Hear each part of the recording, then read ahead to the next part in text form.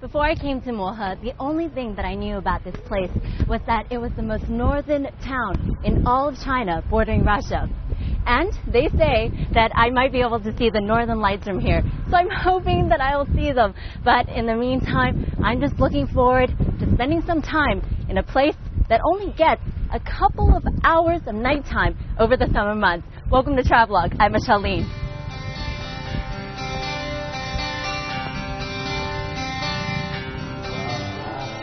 Located on the border of the Dangxing Anli, or Greater Xing'an Mountains region, Mohe is a small county in Heilongjiang province that has long been regarded as a place that's way off the beaten track. So while many people may have dreamt of visiting the most northerly town in China, few dared to brave the 20-hour train ride from Harbin. But that all changed in 2008 when Mohe Airport opened. Nowadays, it's pretty accessible since there are direct flights from most major cities in China to Harbin, from where you can take an hour and 40 minutes flying hop to Mohe. Flights to Mohe are only once or twice a day, depending on the season, so make sure you plan your trip well. The name Mohe, meaning black ink in Chinese, derives from the black debris-filled Heilongjiang River that runs through the area. Well, most people visit this northern town in the hope of getting a glimpse of the northern lights and experiencing the extreme winter and snowfall. Few know that Mohe has spectacular scenery all year round. In whichever season you come, it will take your breath away. It's the coldest place in China, with temperatures dropping below -50 in winter. This extreme climate earned Mohe the nickname China's North Pole Village.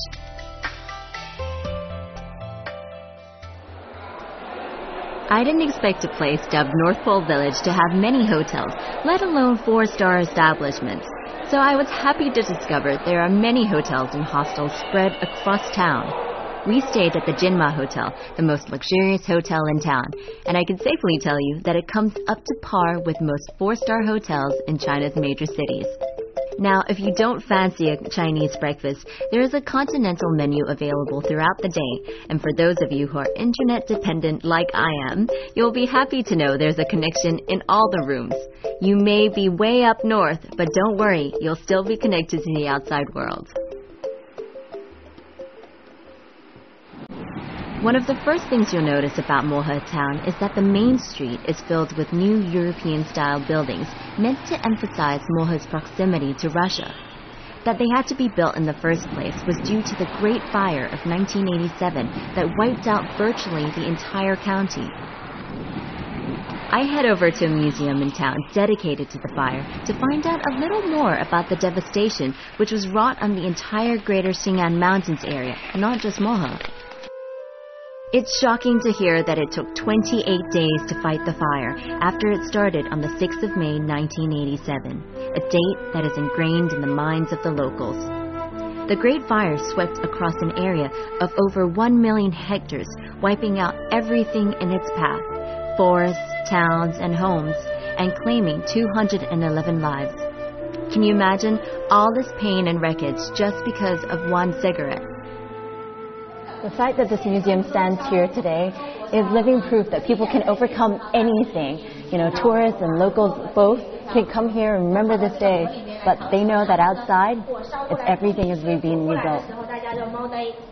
Be warned, some of the images in the museum are quite graphic and leave little to the imagination. Still, it portrays the devastating incident well.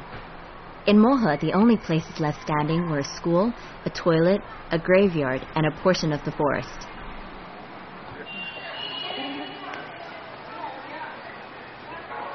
This area here in the middle of town is full of pine trees, and strangely enough, it's one of the 4 places that didn't burn down during the Great Fire.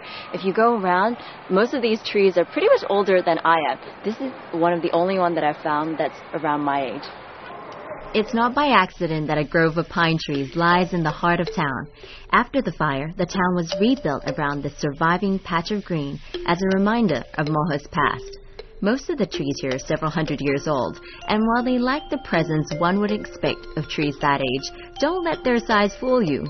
The climate here only allows these pine trees to grow a little every year. 这不是贵人来，我从小就知道有漠河，有北极点，还有北极光。我们生长从小就是在南方，就想来感受一下我们国家最北的这个生活。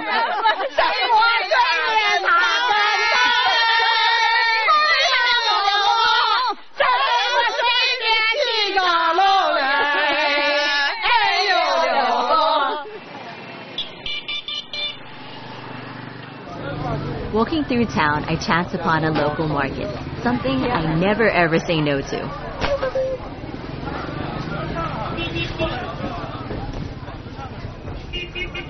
Oh, this is what it's all about. Local markets are so great. Wherever you go, you need to go to a local market. It's where you can find things that, you know, are special to the area. For example, let me see, where are they? I just saw it just now. Oh, pine nut. You can get a lot of them here. Ooh.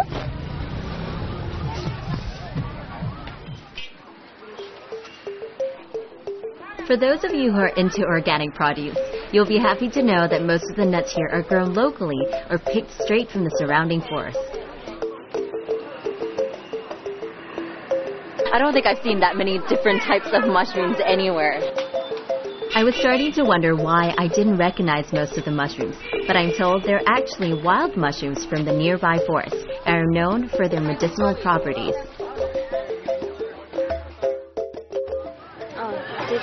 这个最好的还是这个最好的？这个最好的。She says these are way better than these. So these are like the best mushrooms anywhere.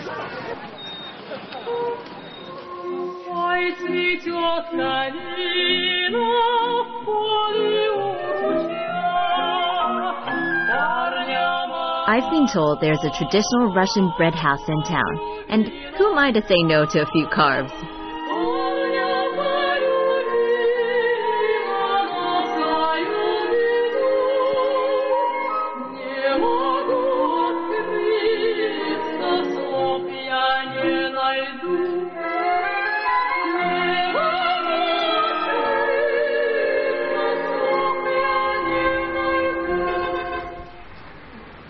Hello. 放下吃个喝鸡血。哦，你好。这个你们家做的吗？自己做的，自己发面、揉面，自己做的。你怎么样学这个的？这个学从小跟着妈妈学会的。你妈是俄罗斯人吗？俄罗斯人。有什么不一样的？我想买一点点。这样的就是外加了一点，就这个果酱。就是咱们这嘎达都市就是牙疙瘩，就是苏联名就是牙疙瘩，什么果？牙疙瘩就是蓝莓。我让你尝一尝我们怎么个吃法，我教给你啊。OK， 好。这个放上果酱，这是蓝莓，这就是都市。The freshest jam in town。特别好，真的特别好，有一点酸，有点甜的。对，又酸又甜，还香。对。It's a little sour, and a little sweet from all the sugar that she's added, but it just smells like fresh fruit. So good. 特别好。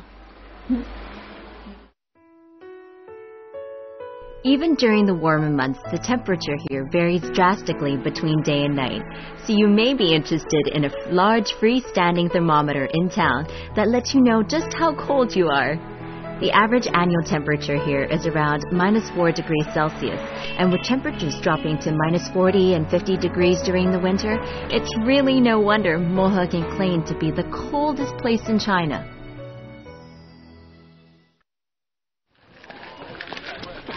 I may have missed out on the 20-hour train ride from Harbin to Mohe, but I certainly wasn't going to pass on a short train ride within Mohe County. I arrive at the station just on time and board the train with some of the locals. I won't tell you my exact destination just yet, but I'm here more for the experience of riding on the tracks of the most northerly town in China.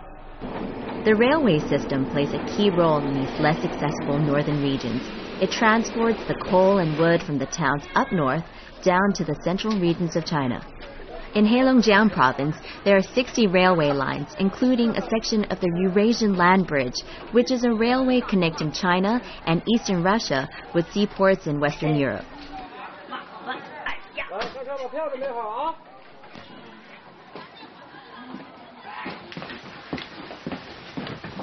You see these? They're so old school. Like, they're booths and like tables and stuff. And you want to check out these fans. Look up. Look up. Wow. I love those.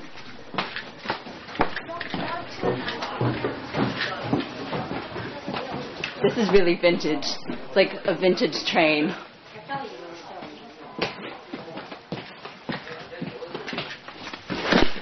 So I heard that you can go from Mohe town to Gulian, which is the most northern stop in all of China. This trip is turning out to be one where my compass is constantly pointing north. I'm headed to the northernmost railway station in China. Seeing as the trains aren't particularly packed, I can be a little bit more inquisitive about my fellow passengers. 你好，可以坐下吗？好，谢谢。你去这边干嘛？我去工作。啊。我是巡道员，每天坐这个6425车列车吧，到前方站虎连车站下车，完了下车了往家步行回家18公里。 He tells me that he walks the route from Gulian to Mohe town, checking the track for problems every day, no matter what the weather's like or how cold it gets. I'm really moved by his evident devotion and good nature when he speaks of his job. I don't think many people would be able to maintain such optimism when it's minus 40 degrees out. So he just said that it's an 18-kilometer walk back to Mohe, and it'll take about 8 hours. So I'll see you in 8 hours. Turns out, Gulian is a coal mining town, and while it's not much of a tourist destination, I think it's worth the short journey just for the ride to the most northerly railway stop in China.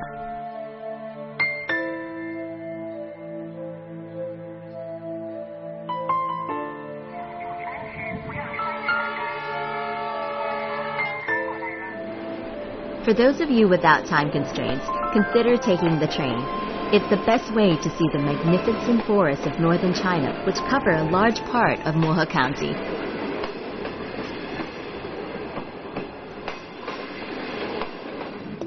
From Gulian, I traveled down to a logging area.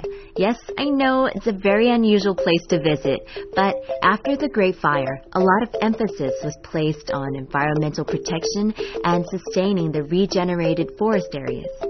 While I'm not the greatest campaigner for environmental causes, I still think that it's important that we all work to reduce our carbon footprint, and I figured it'd be interesting to check out one of the main industries in Mohe. Most of the locals here used to work in the logging industry or have jobs related to products derived from the forest, but in recent times, many have moved to tourism-related jobs. I was told that they have greatly reduced lumber production in order to avoid overexploitation of the forest, and in 2009 invested more than 487 million RMB in environmental protection. This is amazing. Do you see how big these logs are? I can't even imagine how they carry these things down from the mountain. They're just rows and rows and rows of them. It's like huge mountains of logs. If you look closer, you can even see how old these logs are. Hey, look here. While it's a great pity that these trees need to be felled, I was happy to learn that many more trees are replanted for every one that is taken from the forest. You know, it's really amazing, like, how old these trees are. 200, 300 years old, and you get a log this big. It kind of makes you think about the paper you use every day, doesn't it?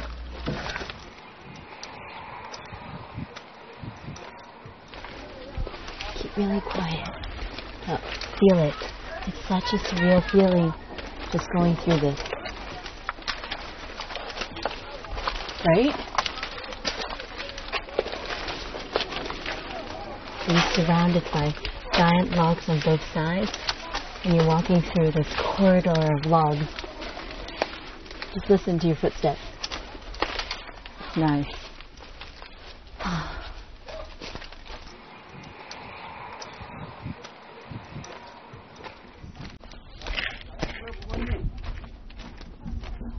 你好。你好。我什么少？你好，你叫什么？我叫王守忠。王守忠是吧？哦，你好，我坐一下，干嘛？行。好。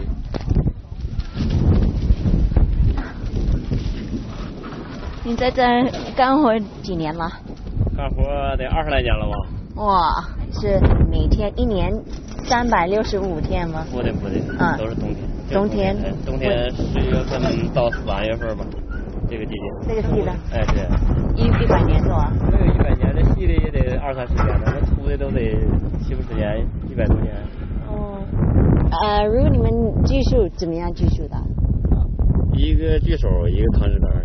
然后呢？这锯手锯方树吧，必须往一个方向走。一个方向走是吗？你们有喊的吗？有喊的。听一下。狮山倒了。狮山什么？倒了。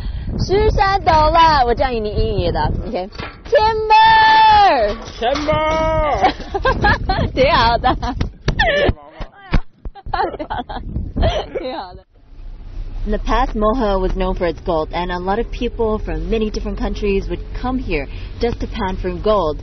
And Mr. Chai here, Chai Shifu, is going to show me how it's done and teach me about its history and, well, everything about gold. There are many local legends telling of how gold was first discovered here. The most popular concerns are Russian, who was trying to bury his dead horse. While digging the grave, he discovered gold. Another version involves a gold nugget found in the belly of a duck. Anyway, however gold was discovered in 1860, people flocked here from all over the world in the hope of finding their fortune. At the Li Jinyong Ancestral Temple, you'll be able to see the old tools used for panning gold back then, and you'll also find out a little bit about Li Jinyong himself, a government official sent to Heilongjiang in 1887 to establish the Mohe gold mine. Having sent some infiltrating Russians packing, Li turned the mine into the most successful gold mine in China at the time. Since then, a total of 300 tons of gold has been found in the area. In his younger days, Mr. Chai was the chairman of the Mohe gold mine, and he takes me to the place where the gold panners would rest after spending many hours in the shallow waters of the Heilongjiang River. You can still make out the remains of the makeshift homes here. 俄罗斯当时就苏联没解体之前，苏联人在这块采金最多。到下边看一看，这里头的人当时住的那个条件啊。这个就是搁石头砌的，转圈砌的墙，砌墙之后上面俩扒桦树皮，说人们白天下矿体去采金儿，上那边，晚上回来就到这住，连做饭带吃饭。大概这一个屋也得住10几个人，就这一个小就这一个小地印子。北山上大概10米8米就有一个，北山上也不少。这块前面这个还有，这前面这都是。如果冷时候，他们怎么样采金子？天都最冷的时候，他才能采金；天都不冷的时候还不能采金。为什么？这种金子呢，必须得冬天采。什么原因？夏天上水，挖下一个坑，在那坑里往出掏沙子，从这沙子往出里拿金，所以夏天上水就不好办。冬天时候是零下40多度，他们受不了。冬天都不穿棉袄就可以干，尽管天那么冷了，一干起活了，天那也就不冷了。Being here, it's not that difficult to imagine the hardships the gold panners in Mohe faced. It brings to mind the 49ers of the Californian gold rush, both being places where dreams were made, but more often dashed.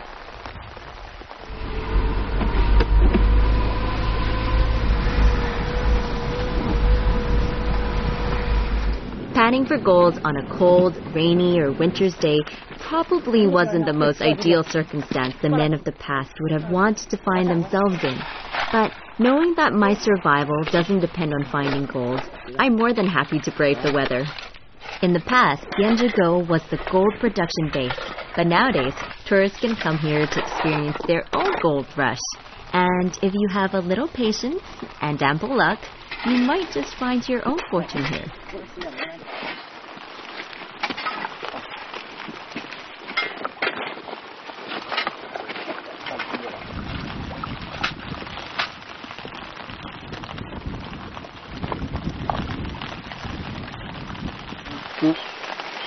这个非常清楚，我看那个，你看到吧？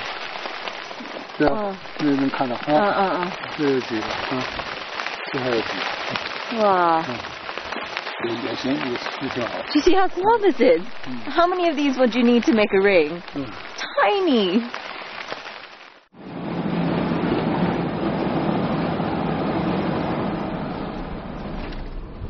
When most people come to Mohe, what they want is to go to the northern polar village. It's about a 1.5-hour drive from Mohe town, but it's there that you'll be able to see the northern lights. Well, hopefully see the northern lights. You can either go by a bus or you can hire a car and drive up there, you know, through great landscape, forest, and beautiful mountains. So it's a really nice drive. Over the course of the 1.5-hour drive, you'll be tempted to get out of the car, breathe in some fresh air, and take a closer look at the natural surroundings. But if you're a smoker, don't even think of lighting up. It caused a great fire once, and you wouldn't want to be the cause of another.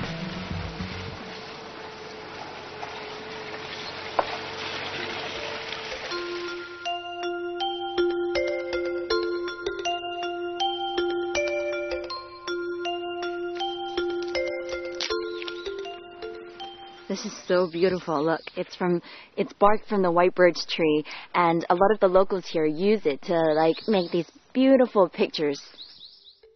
Okay, so here's something that I wasn't even going to attempt in the forest, but some of the local guys told me that the birch bark catches fire incredibly quickly, so it's often used to light a fire in the stoves at home. These birch bark pictures are a pretty good souvenir to take home, so it's definitely something worth considering.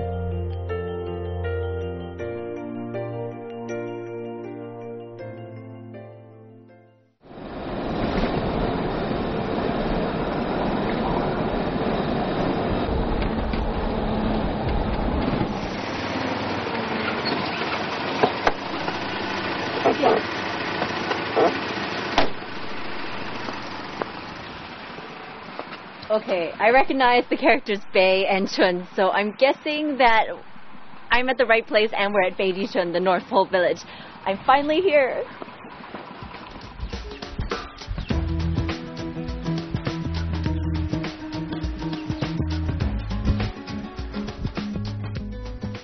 Beijichun-ko. Okay, that's good to know that I've arrived at the right place. But even if I hadn't, well, I'm being surrounded by timber houses and wide open blue skies. So, you know, it's not such a bad thing even if I did get it wrong.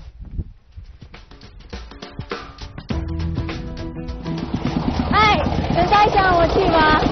你走前面吗？你走前面吗？好好好。哎，谢谢。This is what you call alternative transport. 那我们是走这边是吗？好，走这边是吗？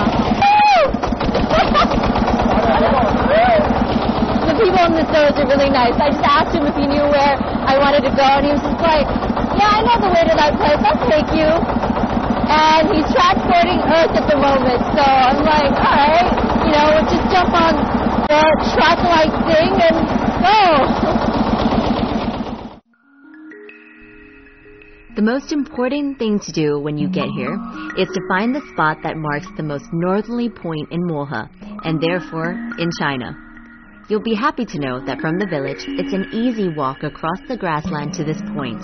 You can't journey this far and not prove that you've made it, especially if you opted for the 20-hour train journey from Harbin. And you'll even find a map indicating how far Mohe is from major cities in China.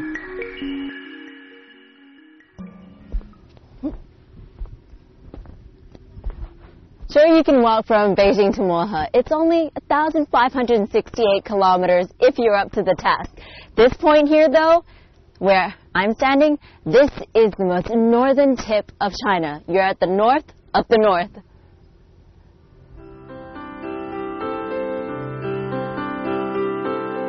I'd found and stood at the most northerly point in China, but there's no way I'm going to leave without exploring the village. Otherwise, it'd be like going to the North Pole and not taking a look around.